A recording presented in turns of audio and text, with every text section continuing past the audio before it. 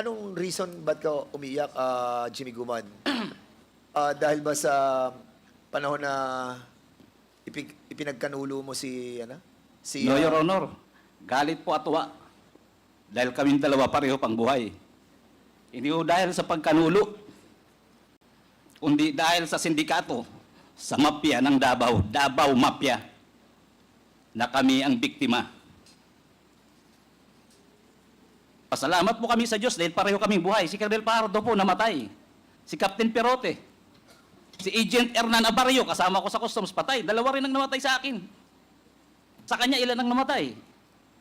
Dahil po dyan, sa Davao Mafia. Anong oras ka pumunta doon sa kwarto ni Jimmy Guban? Hindi ko na po ma-recall ng oras, Mr. Chairman. Hindi, but bata ka pa naman, Mr. Paul I- Gutierrez. Do not say lies Hindi, here. hindi po ako nagsisinungaling, Mr. Chairman. There is a deeper reason, there is a more compelling reason why you went to the room of Mr. Jimmy Guban, and the main reason for that is that you threatened him to keep silent. Sinabihan mo sa kanya na huwag kang magsalita, huwag mong banggitin itong mga tao nito, alam namin yung pamilya mo. He threatened me na pag binanggit ko ang pangalan ni Michael Yang, Pulong Duterte, Mans Carpio, and his boss, Bini Antiporda, mapapabadali, mamamatay kaagad ako, kasama ang pamilya ko, lalo na kung ako, ilipat na kaagad sa Pasay City Jail. So that is their plan.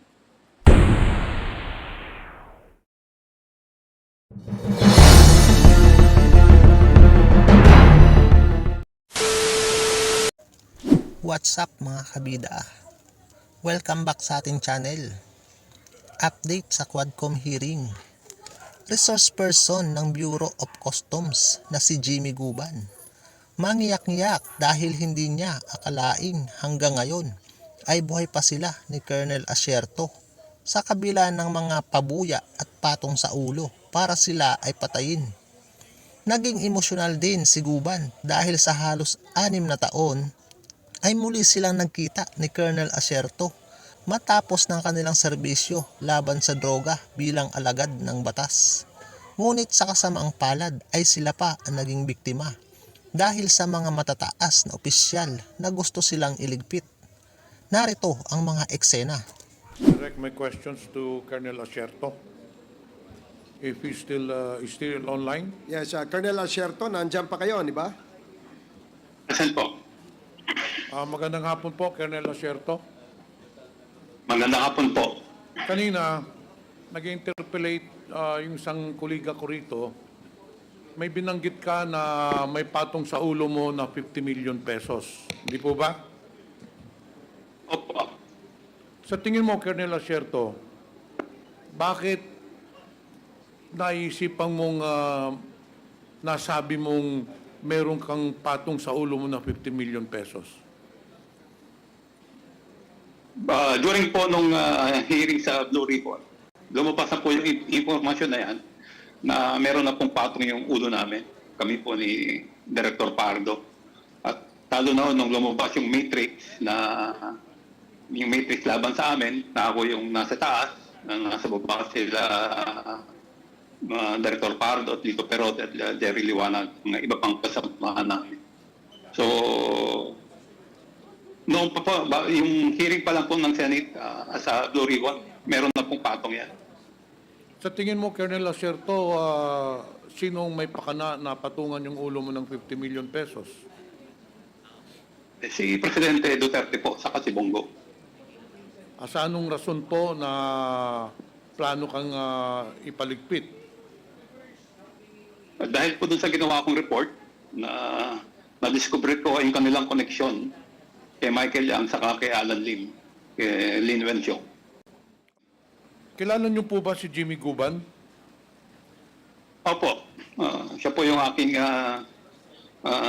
kinakausap o counterpart sa Bureau of Customs. Isa ba si Mr. Jimmy Guban na nag-akusa sa inyo? Siya po yung testimony po niya ang naging basis. Actually, Colonel Asierto, nung first hearing ng Quadcom, isa si Mr. Jimmy Guban na nag-testify doon sa Quadcom sa Pampanga. Nagbigay po siya ng sinumpaang salaysay. Base doon sa sinumpaang salaysay niya, sa paragraph 9, binanggit po ang pangalan ninyo. And I'd like to read it in toto para maintindihan ninyo.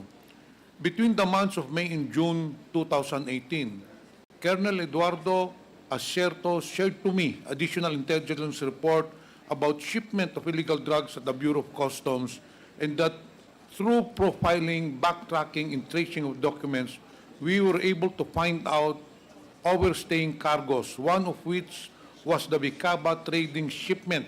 Upon discovery thereof, I instructed my staff to verify an improper consignment, etc., etc. So, kayo po ang nagbigay ng intel report kay Jimmy Guban regarding this container na overstaying ng Bicaba Trading? Opo, at binigay ko rin po yan the same information kay Director Pajardo ng PIDEA. Tapos ito po bang container ng Bicaba Trading, dito nakalagay yung dalawang magnetic lifter? Opo, yun po yung nakuha. Saan nyo nakuha yung intelligence report? Binigay po ng confidential informant. And then, nang nag-usap kayo ni Jimmy Guban, ano pong sinabi mo sa kanya? Binigay ko po yung informasyon. Sabi ko, hanapin kung nandyan. Pwede mo bang i-detalye dito yung intelligence report na binigay mo kay Jimmy Guban para naman malaman natin ano talaga eksakto ang sinabi mo sa kanya? Dahil ito po ay para malaman natin, kasi doon sa sinumpaang salaysay ni Jimmy Guban, nakakonekta po dito po yung mga pangalan nila Michael Yang, yung Davao Group, at kung sino-sino pong iba. So gusto ko rin po namin malaman sa bibig ho ninyo, ano ba talagang nalalaman ninyo parte dito sa yung illegal drugs na shipment na worth 6.2 billion pesos? Ano ba talaga yung eksaktong sinabi ninyo kay Jimmy Guban? Bago po na-discover yung Bicaba, ay nagbibigay na po ako ng information sa kanya. Pag meron ako natatanggap information na meron dumarating, ibinabato ko po sa kanya. Nung yan naman po sa Bicaba, ang binigay kong information sa kanya is merong dumating na allegedly abandon na. Ang nakalagay doon sa bill of lading as door frame po yata yun eh. So ang ano ko sa kanya is hanapin yung abandon na na container van. Anyway, na-establish na po natin, Mr. Chair, na ang nagbigay ng information kay Jimmy Guban regarding the shipment of illegal drugs came from Colonel Asierto. Ngayon, doon sa sinumpaang salaysay ni Jimmy Guban, may binabanggit siyang mga personalidad. Una, si Benny Antiporda. Kilala niyo po ba itong si Benny Antiporda? Nag-meet po kami ni Benny Antiporda nung nagsisimula na po yung Blue Ribbon hearing sa Senado. Ngayon, ano naman ang participation nitong Benny Antiporda dito sa illegal drug na shipment? Ano po uli? Pakiulit po. Colonel Asierto, sinabi mo po kanina, tinanong kita kung kilala mo itong si Benny Antiporda. Kasi itong si Benny Antiporda, isa po itong personahe na binabanggit ni Jimmy Guban sa sinumpaang salaysay niya. Ngayon, ang tanong ko, sa information mo, sa intelligence report mo, ano ang partisipasyon nitong si Mr. Benny Antiporda dito sa shipment ng illegal drugs? Wala po. Kinausap po ako ni Ben Antiporda. Parang ang context niya po ng aming pag-uusap is parang kausapin ko si Jimmy Guban na wag banggitin yung pangalan ni Charlie Tan. So kinausap ka rin ni Benny Antiporda na pagsabihan si Jimmy Guban na huwag banggitin yung mga personahe. Ganun po ba? Ganun pagkakaintindi ko. Si Charlie Tan lang po. Ano naman itong si Charlie Tan? Anong connection ni Charlie Tan doon sa illegal shipment?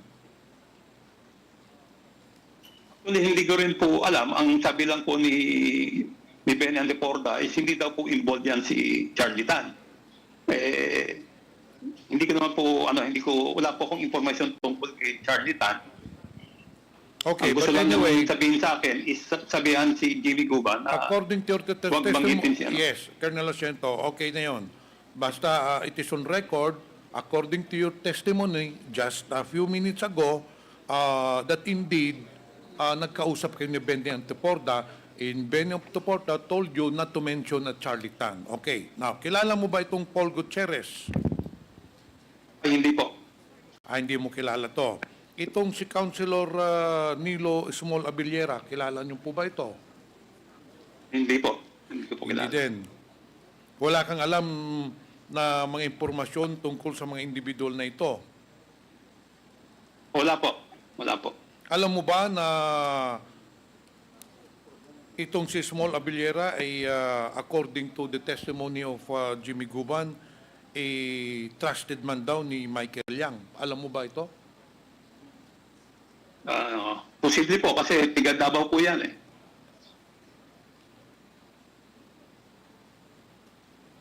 Meron po bang sinabi sa iyo si Benny Anteporda? Aside from doon na wag banggitin si Charlie Tan, meron pa ba siyang sinabi na ibang personahe na wag banggitin? Wala na po. Yun lang pong si Charlie Tan lang po nabanggit niya. Sigurado kayo na wala namang ibang pangalan kasi sa sinumpaang salaysay ni Jimmy Guban, mayroong mga personahe from Davao na pinagbantaan si Jimmy Guban na huwag banggitin to anyone or during the Senate Blue Ribbon Committee hearings na huwag banggitin para hindi may konekta yung mga pangalan nitong mga tao doon sa illegal drug shipment. Hindi ba sinabi si Jimmy Porda sa iyo? Wala po. Si ano lang po ang nabanggit lang. Si Charlie Tan lang po. So in short, talagang yung information lang na binigay mo kay Jimmy Guban was regarding the container that has been overstaying in that area. Then doon na nagsimula ang mga ikangang paghuli ni Jimmy Guban doon sa illegal drug shipment. Di po ba? Opo. Okay, Opo, Jimmy. opo, opo. Tama po yun. Andito si Jimmy Guban ngayon.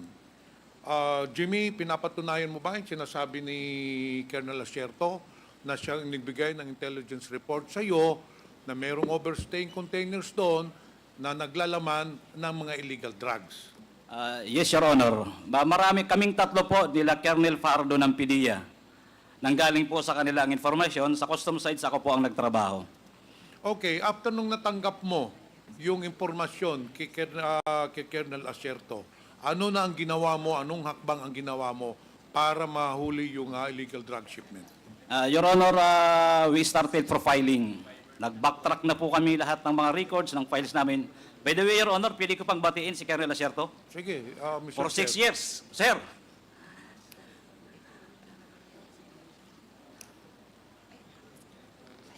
O sige, ipagpatuloy mo na, Mr. Jimmy Guban. Mukhang hindi ka nadinig ni Colonel Asierto. Colonel Asierto, binabati ka ni Jimmy Guban. But anyway, mas importante... Sir, let's go to work. Salamat, Jimmy. Salamat. Ingat ka. Okay, balikan ko yung tanong, Jimmy Guban. Pagkatapos mo natanggap, nag-operate na ka na, paano nyo na-determine na merong ang droga doon sa loob ng container?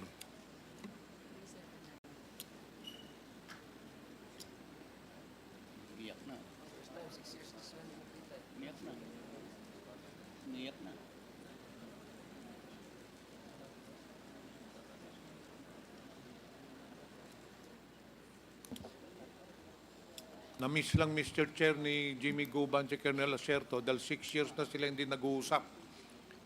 This is the first time that Mr. Jimmy Guban and Colonel Asierto has talked to each other.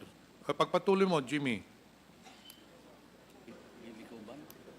Thank you for your honors.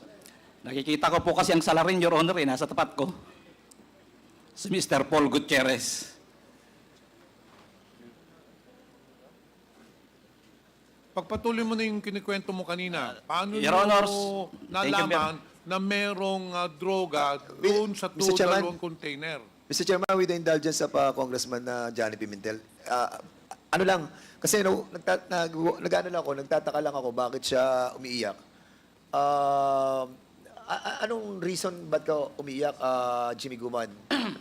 Dahil ba sa panahon na ipinagkanulo mo si, No, Your Honor. Galit po at uwa. Dahil kaming dalawa pareho pang buhay. Hindi po dahil sa pagkanulo, kundi dahil sa sindikato, sa mafia ng Davao, Davao Mafia, na kami ang biktima. Pasalamat po kami sa Diyos dahil pareho kaming buhay. Si Colonel Pardo po namatay. Si Captain Perote. Si Agent Hernan Abarrio, kasama ko sa customs, patay. Dalawa rin ang namatay sa akin. Sa kanya, ilan ang namatay? Dahil po dyan, sa Davao Mafia, and their purpose to save the Queen in order to become the next president. That is how, ganun nila ginawa. Lahat patayan. Your Honors, gusto ko po sana tuloy-tuloy ang pagsagot. Pero sometimes nagiging emotional ako for so long na kahit papano, via internet, kahit papano pareho kaming buhay ng aking kaibigan si Kerry Lasierto. We did our best, Your Honors, para ho kami ay makagawa ng tulong sa bayan. Pero ang sinapit namin, siya may patong sa ulo. Ako buti na lang may Diyos. Hanggang ngayon, nasa National Bilibid Prison. Anong hustisya ang meron during the time ni Duterte? Anong merong laban sa droga kung ang pinoprotektahan? Sorry po, Your Honor. Pwede ko ilabas ko lang po muna konti. Kagalang-galang pong Senator at the Chairman. Congressman. Jimmy, paalala lang kasi hindi ito yung venue para maglabas ka kung anumang sama ng loob meron ka, no? Itong venue na ito ay venue kung saan ang mga katanungan ng ating mga kasamahan ay maaring mong masagot. We will give you the time kung ikay matanong tungkol dito sa iyong damdamin tungkol sa isyong ito at the appropriate time. Thank you, Your Honor. Medyo natuwa lang po ako dahil kahit paano nakita kong buhay na buhay si Colonel Lasierto. Okay, sige, You salamat. are both alive. Thank you for Your Honor. I may Congressman apologize. Pimentel, Thank you, please Mr. proceed. Chair. Balikan natin yung tanong ko, Mr. Guban. Kanina binanggit ni Colonel Lasierto na siyang nagbigay sa iyo ng intelligence report regarding doon sa shipment ng Bicapa Trading. Pagkatapos ng intelligence report, ano ang ginawa ninyo? Your Honor, ang nag-implement po niyan ay joint ng PDEA at saka ng Customs. In fact, witness din po doon si Colonel Lasierto. Si Colonel Pajardo, then Director ng National Capital Region ng PDEA, nag-exchange po kami ng mga information together with Colonel Lasierto. Then I do my homework also on my part as CIS Intelligence Operative ng Bureau of Customs. So lahat po ng files, naghanap kami, nag-backtrack, kung ano po ang trabaho namin as Intelligence Operative sa Bureau of Customs. Hanggang po sa bandang huli, na totally na pinpoint namin at nalaman namin na talagang yun na yung binibigay na information from Colonel Lasierto's asset. Yan na po hanggang sa in-identify. If I will be given a chance po, Your Honor, may mga supporting documents po ako dito to prove na talagang yan po ay nahuli namin. Trinabaho po namin at nagsakripisyo po dyan ng buhay ang halos mga kasamahan namin para po mahuli yan. Ngayon, itong sunod na tanong ko sa iyo, importante itong tanong ko sa iyo. Itong dalawang container van na sinasabi na hinuli ninyo na may laman na drug shipment, So, isa po yan na sa mga pinapakiusap niya, nakargaminto, pati po sa mga pinapakiusap niya, nakargaminto, pati po yung mga missing containers at saka pati po yung ibang mga nahuli sa warehouse. sabi mo, Mr. Chair Guban, na maraming hinihiling sa iyo ni Small Abrera na maipapasok na mga kargamento. Kasama na itong ilang container van ba ito? Isang container van lang? Isa lang po, Your Honor. Recording in progress. Isang container van lang. So, pero ito na nga yung binabanggit niya. Isa po yan, Your Honor. Okay, so nung na-identify na ninyo yung container van, ano na nangyari? Did you report it to PIDEA para gumawa ng control delivery? Siyempre, binigyan ka ng information ni Colonel Asierto, binerify ninyo yung container van. Anong sunod na hakbang na ginawa ninyo? Gumawa po kami ng report, Your Honor, together with PDEA. In fact, nandun po lagi sa office ko si Intelligence Officer Bagawi. Your Honor, if ipibigay me time, may dala po ako dito na pirmado po namin ni Bagawi yung ibang mga reports tungkol po dyan sa tinatrabaho naming before, hindi pa magnetic lifter. Basta yun yung subject po namin. Siguro on another occasion because we will have a next hearing next week, Mr. Chair. Sa pagka ngayon, marami pang mag-interpellate. But anyway, after nung identify mong container van nyo, coordinated with PIDEA, ano nang sunod na nangyari? Hanggang sa, Your Honor, inaprobahan na po yung aming request through the Deputy Commissioner for Intelligence ng Bureau of Customs.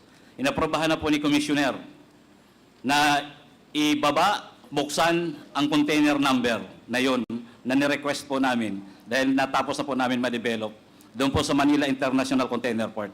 And that was also the time, Your Honors, na inorderan si Collector Bakiran para isaayos yung container na yun na may lamang magnetic lifter. So kailan nyo binuksan yung container van? Kung di po ako nagkakamali, Your Honor, that was August 7, 2018. Pero sa pagkakaalam ko, hindi ba dinalan nyo sa warehouse yung container van? No, Your Honor, sa loob po mismo ng custom po yan hinuli. Hindi po yan nakalabas. Okay, so hindi na nakalabas. Opo, Your And Honor. then after that, you did your investigation and then you filed cases. Your Honor, turn over na po namin sa PIDEA during that time. Sila na po nun kasi wala na po sa amin ang trabaho nun. Trabaho na po ng PIDEA. After po ng interception, after ng apprehension, nasa PIDEA na po ang kamay. Pati po yung pag-inventaryo ng illegal na drogang shabu.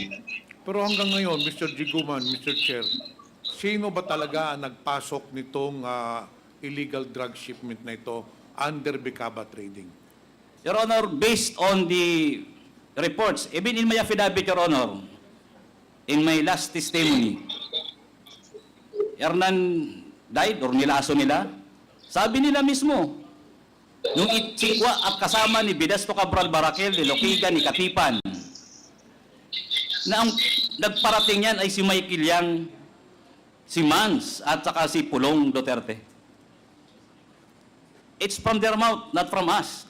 Which, if I may continue, Your Honor, na yun din ang sinasabi ni Mr. Paul Gutierrez sa advice sa kanya ni Benny Antiporda na wag kong babanggitin during the hearing. Na hindi ko magawa-gawa, Your Honors, kaya si Colonel Asierto ang naisip kong isakripisyo ang buhay para po kami lahat ligtas. Akala ko po lahat kami maliligtas.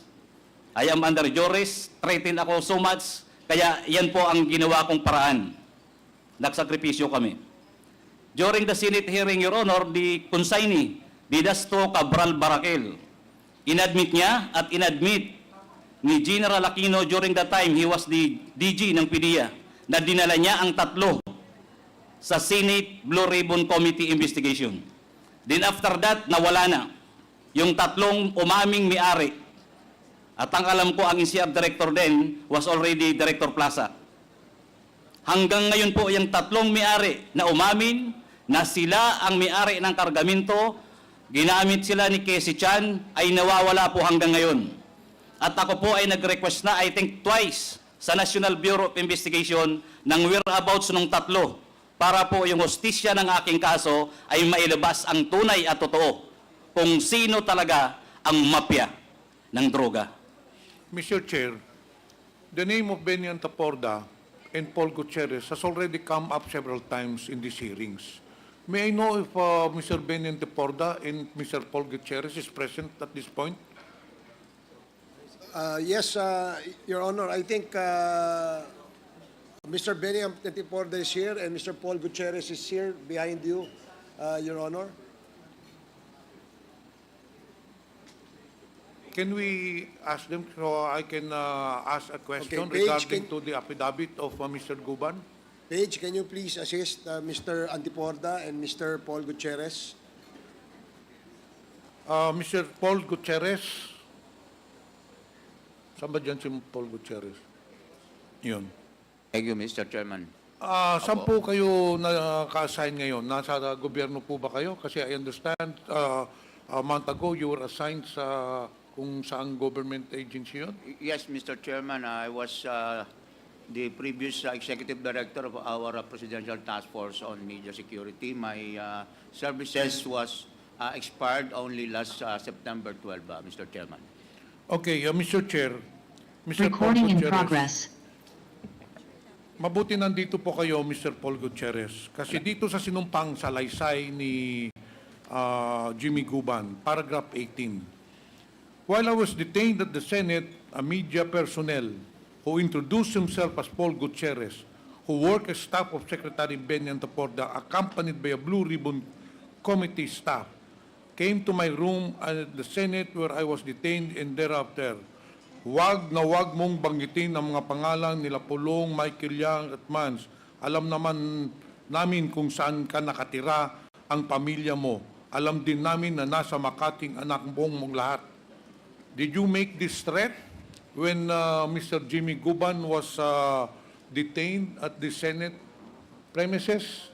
No, Mr. Chairman. I categorically deny the lies being spread by Mr. Guban in this committee, Mr. Chairman.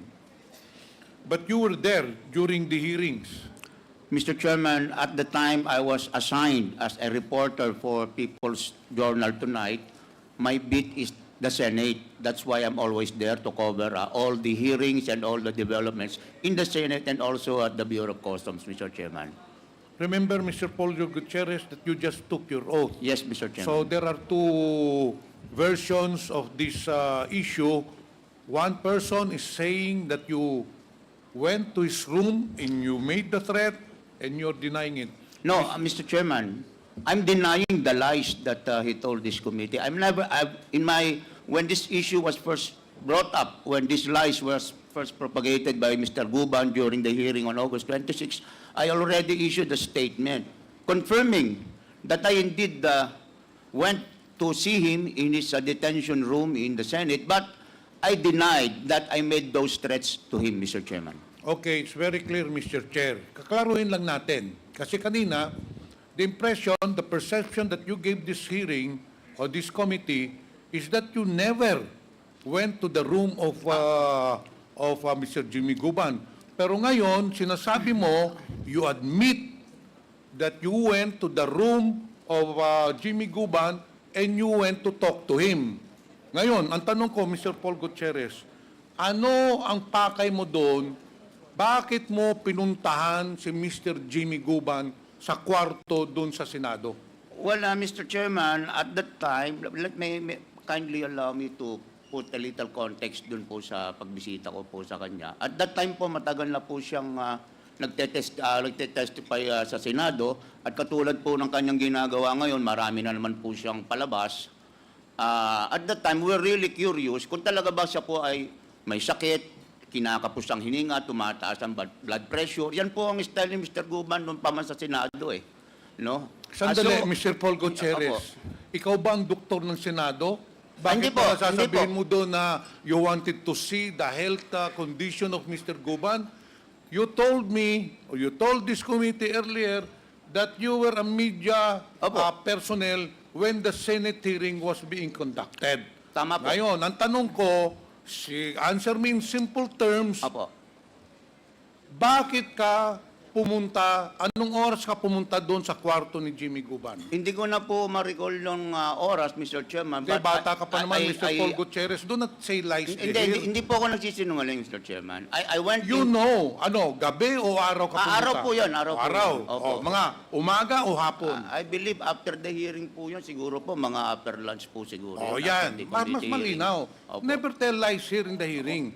Kasi we want to ferret out the truth. Opo. Ngayon, pumasok ka doon sa kwarto ni Jimmy Guban sa Senado, may kasama kang staff ng Senado, ano ang pakay mo doon kay Jimmy Guban? Yun ang tanong. Opo. Gusto ko lamang po at the time unang makita personally kung totoo po ba yung condition niya, maayos po ba ang kanyang kalusugan. Hindi ka naman doktor, Mr. Paul Gutierrez. What? Yun lang ang pakay mo? Hindi po. Para tignan lang kung Hindi po. anong health condition ni ano? At That is a very flimsy excuse. Hindi, Why are you a doctor? Why are you so concerned with the health of Jimmy Guban? Why don't you tell us the truth? What is the real reason why you went to the room of Mr. Jimmy Guban? You tell this committee because you want to see the health condition of Jimmy Guban? You're not even a personnel of the Senate? O, sabihin mo ang totoo.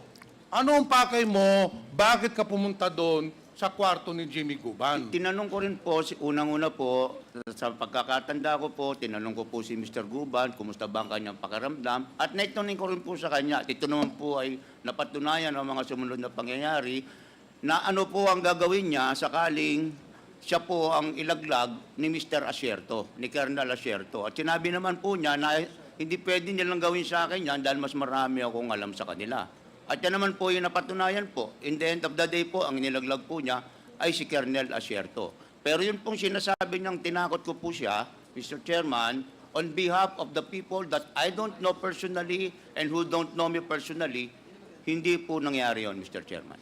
Mr. Paul Gutierrez, Mr.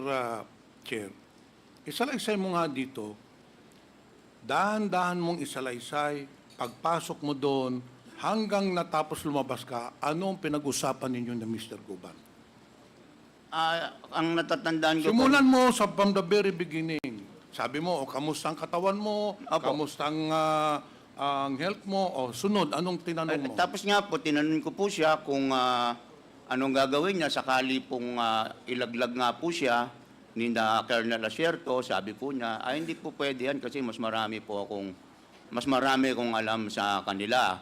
Tinanong ko rin po siya kung yung pong isang dating opisyal ng National Press Club na palagi po namin nakikita sa hearing, kung yun ba ang kanyang kaibigan na nag-PPR sa kanya, hindi po siya umimik doon sa tanong na yun.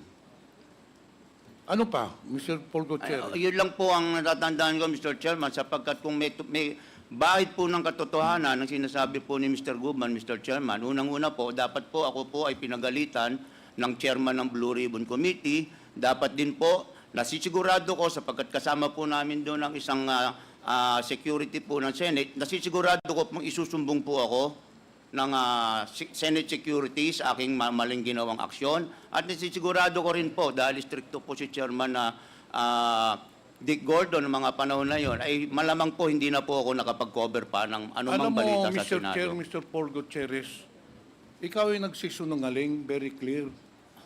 Bakit? Kaano-ano mo ba si Jimmy Guban? Why are you so concerned about him na binisitahan mo siya doon in spite na labag doon sa rules ng Senado?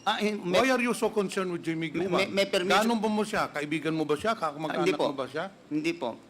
Hindi ko nga, nakita ko nga lang po siya sa unang Just nakita because ko of that, because of your concern, you go to a resource person of the Senate hearing when you know it is not allowed, when you know na labag yun sa rules ng Senado, para lang tignan siya, tapos baka ilaglag siya, yun lang.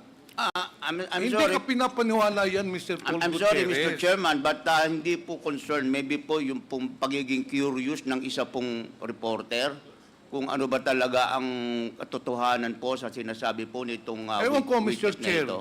kayo ba ay naniniwala na pumunta doon si Mr. Paul Gutierrez dahil lamang curious siya, dahil concerned siya sa health ni Mr. Guban, o kung concerned siya baka ilaglag? Naniniwala ba kayo doon? Well, for this representation does not believe you. There is a deeper reason, there is a more compelling reason why you went to the room of Mr. Jimmy Guban, and the main reason for that is that you threatened him to keep silent. Sinabihan mo sa kanya na huwag kang magsalita, huwag mong banggitin itong mga tao nito, alam namin yung pamilya mo, alam namin saan nag-aaral. Yun ang pinuntahan mo doon, Mr. Paul Gutierrez. Hindi po, hindi po. Mr. Jimmy Guban, andyan, kaharap tayong tatlo. Kaharap tayo sa buong Your Honor, yun ho ang pinakamagaling na magsinungaling na reporter. Dahil ano po ang pinakadahilan, bakit niya ako pupuntahan? Sa kwarto ko na hindi nga kami magkakilala. Ni hindi ko ho siya kaano-ano. Hindi rin ako humihingi ng tulong sa kanya. Wala naman po ako nagpasabi na, Mr. Paul, tulungan niyo nga po ako dahil malakas kayo kay ganito. In fact, Your Honor, hindi ko rin ho kilala si Mr. Benny Antiporda. Sa kanya ko lang din nakilala at nalaman ko rin lang doon na si Benny Antiporda at Michael Yang at siya. Hindi man ho ako nag-i-interest sa National Press Club. That is not my job. Siya din na nagsabi.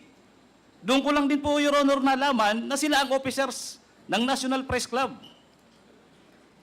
Hindi ko po kilala, Mr. Chair. Your Honor. Ang isabi mo dito sa komitiba, ano talaga ang sinabi sa'yo ni Mr. Paul Gutierrez? Kasi puro kalokohan yung sinasabi niya eh. Your Honor, he threatened me na pag binanggit ko ang pangalan ni Michael Yang, Pulong Duterte, Mans Carpio, and his boss, Benny Antiporda, mamamatay kaagad ako, kasama ang pamilya ko, lalo na kung ako, ilipat na kaagad sa Pasay City Jail. So that is their plan. So doon po nila ako terminated. At may kasama po yan, hindi po guard.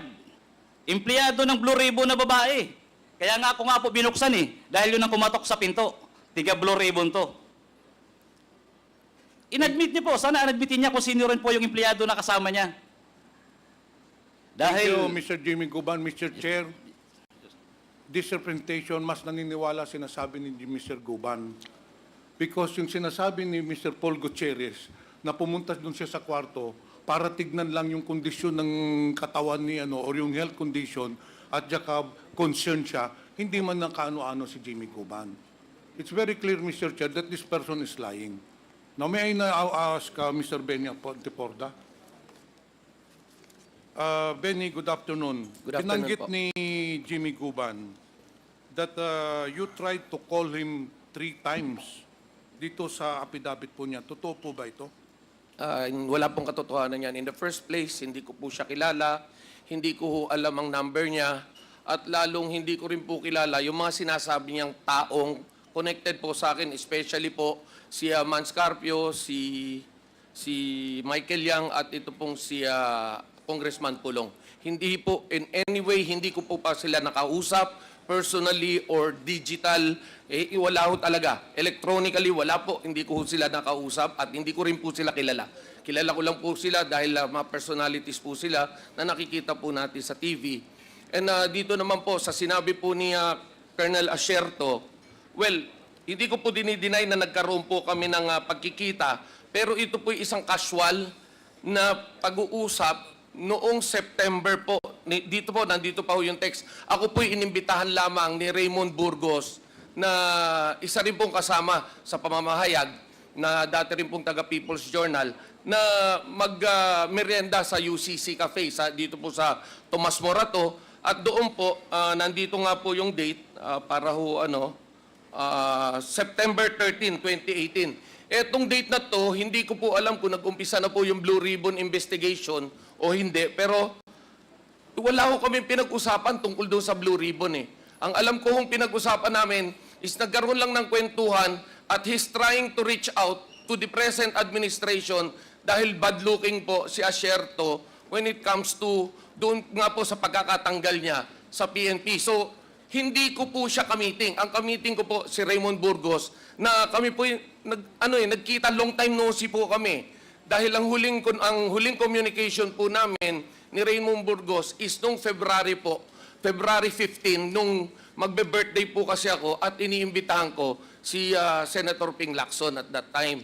Kaya kausap ko po siya dahil siya po ang PR ni Senator Lacson din po. No po? So, nagtataka po ako bakit ganyan po yung naging statement ni Colonel Asierto na wala po kaming pinag-usapan tungkol po sa anumang tungkol sa drugs or anything. Wala po. Ang alam ko pong napag-usapan nga po namin, yan pong issue nga po ng AK-47 na vehemently dinideny niya. No po? So, nagugulat po ako. Anong concern ko para pakialaman ko yung drug problem nila? Wala ho eh. At yung Charlie po, uulit-ulitin ko po, yung Charlie po, kahit na ho sa panaginip, hindi ko pa nakikita at hindi ko rin ho kilala. Hindi ko ho kilala si Charlie. Wala ho kong kilalang Charlie. No po?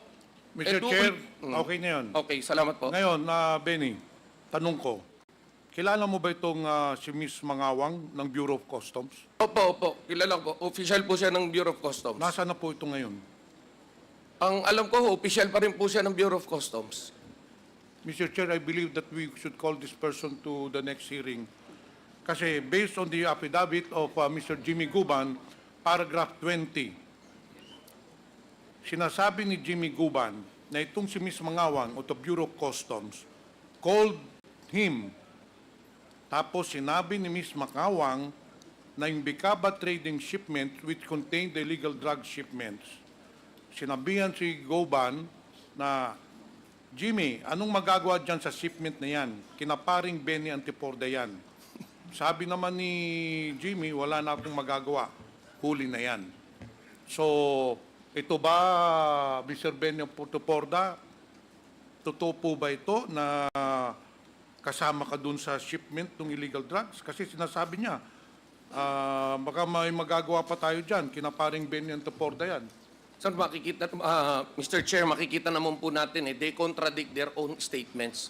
It is clear that Colonel Asierto said that I'm not in any way connected or have knowledge on the shipments of drugs, no? Because in the first place, I hate drugs. People know that. Even my own family, kapag na-involve po sa drugs, ako po mismo nagpapakulong. Tauhan ko po, ako rin po nagpapakulong. On record po yan, kaya ko hong pangalanan isa-isa yan. Chairman, Uh, Mr. Chairman. Congressman Paduano, with the indulgence of Congressman Pimentel. Yes. Mr. Chairman, just to make it clear at the statement of Sir Ben and Porda, Asierto never tell this committee that you are not involved. Wala siyang holding sa'yo. Wala siyang information. But it does not follow. Kaya pakicorrect lang po yung statement mo because there is no conclusion yet with regards to the statement of Asierto. Don't use that statement. Wala siyang holdings. Wala siyang inter-report sa'yo. But again, that does not follow. Thank you, Mr. Chairman. Just to correct the statement of Antiporda. With due respect to the Congressman, thank you for that clarification, Mr. Chair. But again, that is how I understand the statement of the good Cong. That's how you understand, but that is not the truth. Yes.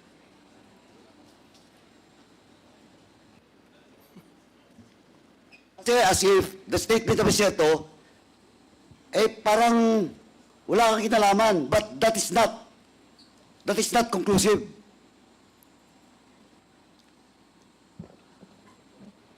Mr. Chair, I Okay, have no part. Anyway, Mr. Chairman, ganito lang po, with the indulgence of Congressman Pimentel. Mr. Chairman, may I move that we invite Mr. Charlie Tan, because Charlie Tan was mentioned, and Benny Antiporda denies that he knew Charlie Tan. At the same time, Mr. Chairman, I also move to invite Councilor Small. Do you know Councilor Small? Or you don't know again? Oh, Mr. Chairman, we invite Councilor Small, Abiliar, and Charlie Tan at the next hearing para magkaalaman-laman. There's a motion to invite Mr. Charlie Tan and Councilor Small Abilera in the next scheduled committee hearing of the Quad Committee. Are there any second? Duly seconded. Are there any objections? Hearing none, Mr. the motion is Mr. approved. Mr. Chairman. Wait. Di tayo nagmamadali. We have all day. Yes. Okay, isa-isa Mr. lang. Chair. Isa-isa lang. Yes. Okay. You first and then Congressman Dan Fernandez. As per information of the COMSEC, Mr. Chairman, and the staff, Charlie Tan was already invited. I do not know for today. So, Mr. Chairman, with that, I move, since he's not present without any excuse, I move that we issue a show cause order for Mr. Charlie Tan. So move, Mr. Chairman. Okay, there is a motion to issue a show cause order to Mr. Charlie Tan for failing to attend the scheduled committee hearing today and duly seconded. Any objections? Hearing none, the motion is approved. And also, Mr. Chairman, I move that we issue a show cause order for Mr. Small Abiliar. So move, Mr. Chairman. Show cause order? Because he's also, as per information, he's also invited in today's hearing. Okay, so there's a motion to issue a show cause order to Mr. Nilo Small Abilera for failing to attend our committee hearing today. Any second? Duly seconded. Any objections? Hearing none, the motion is approved. Mr. Chairman.